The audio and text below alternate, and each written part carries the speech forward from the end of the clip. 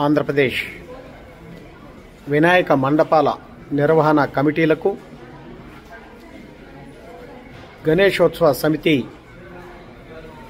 సభ్యులందరికీ మనవి. రాష్ట్ర వ్యాప్తంగా గణేష నిమజ్జన సమితి, గణేశోత్సవ సమితి పేరు మీద గోకరాజు గంగరాజు గారి ఆధ్వర్యంలో ఆంధ్రప్రదేశ్ కమిటీ ఏర్పాటు చేయడం జరిగింది. ఆ కమిటీ ద్వారా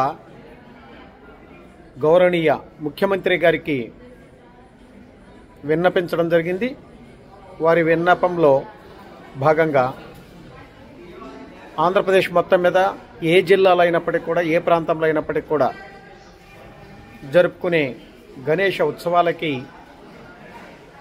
కరెంటు పేరు మీద, మైకు పేరు మీద, పారిశుద్ధ్యం పేరు మీద మున్సిపాలిటీలు కానీ, గ్రామ పంచాయతీలు కానీ ఎటువంటి రుసుము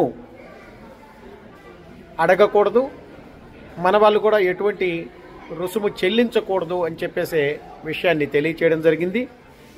ఆ పద్ధతిలో ఎవ్వరు కూడా రాష్ట్రం మొత్తం మీద అద్భుతంగా చేసుకునే, ఆనందంగా చేసుకునే ఈ గణేష ఉత్సవాల్ని ఎటువంటి రుసుములు ఎవరికి చెల్లించాల్సిన అవసరం లేదు. మనం ఆ విధంగా గౌరవనీయ అధికారులకి తెలియచేశాము.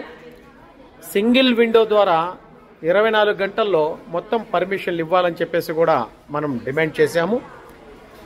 ఆ పద్ధతిలో మీరందరూ కూడా అనుమతుల కోసం ప్రయత్నం చేయండి. ఎక్కడా ఎటువంటి రూపాయి చెల్లించక్కర్లేదు.